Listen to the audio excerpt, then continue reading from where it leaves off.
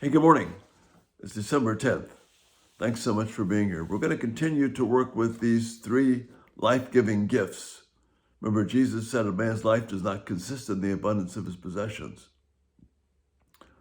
And we want to give gifts and wrap them up, and that's fine, and I enjoy that. I'm sure we all do. But we want to focus on three gifts. And that's what we've been talking about these last couple of days. Three gifts that will last way beyond being unwrapped under the tree. And in fact, build life and vitality into your relationships with your family, particularly with your children. And that is the gift of being an epic, powerful listener. I'm going to read 4 verses in Proverbs 18:12 to 15.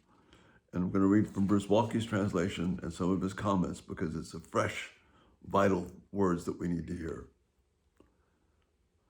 Before destruction, a person's heart is high and haughty, but before honor is humility. As for him who replies before listening, it is to him folly and shame. A person's spirit can endure even sickness, but as for a broken spirit, who can bear it? The heart of the discerning acquires knowledge. The ear of the wise people seeks out knowledge. These are the keys, the precious tools and instructions to being a good listener. And we must be a good listener, especially if we're to win the hearts of our children. Verse 12, before destruction, a person's heart is high and haughty. The Bible places an emphasis, and Proverbs in particular place an emphasis on relationships. So the destruction here is not primarily something of a grand calamity that you do because you're not being smart and you make a mistake with your car or something. But it applies to that. But primarily we're talking about relational arrogance. Relationships are destroyed by a high and haughty heart. But humility builds relationships. So the contrast here is that if a person is haughty and we won't listen, and our heart is arrogant and we don't listen, that leads the way to destruction. That leads the way to arrogance. So, we don't want to be that person in Proverbs 18:2 who cares nothing about people, only himself, but delights in airing his own opinions. See, that's a non-listener. The destruction here is a relational destruction that can especially happen in our children. We see it often erupt in the teenage years, but the foundation for it has been laid.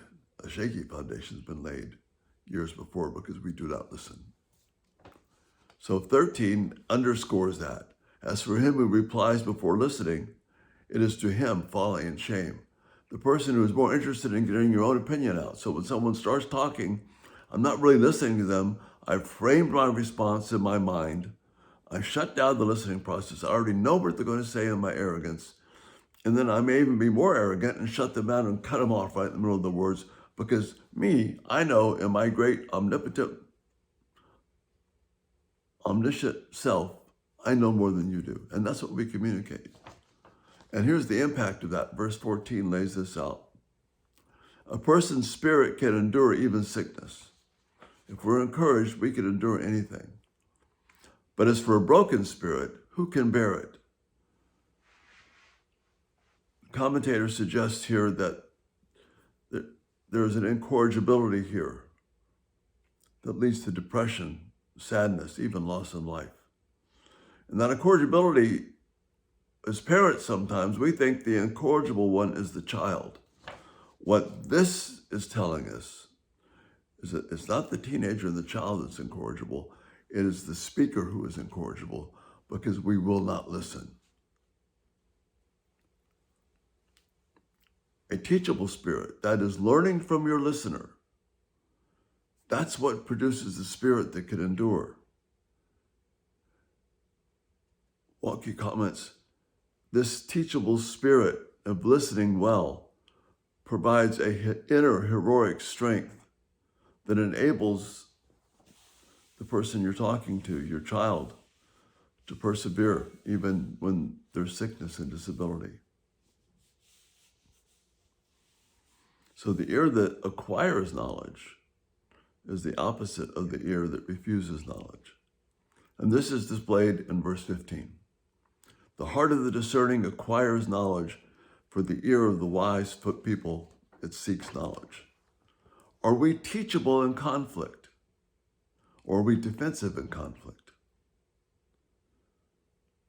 We are to deploy when there's conflict. We're to deploy God's wisdom from above. And we've talked about this in other videos. We deploy his wisdom from above, and that means that I am become one who is open to reason and humble. I become teachable. Rather than being defensive and angry, I learn from the conflict. I see where their struggle is. And in the process, my child, the person I'm in conflict with, they finally understand I want to know them. I'm not interested in pushing my own opinion. I don't have my own agenda. I want to know them.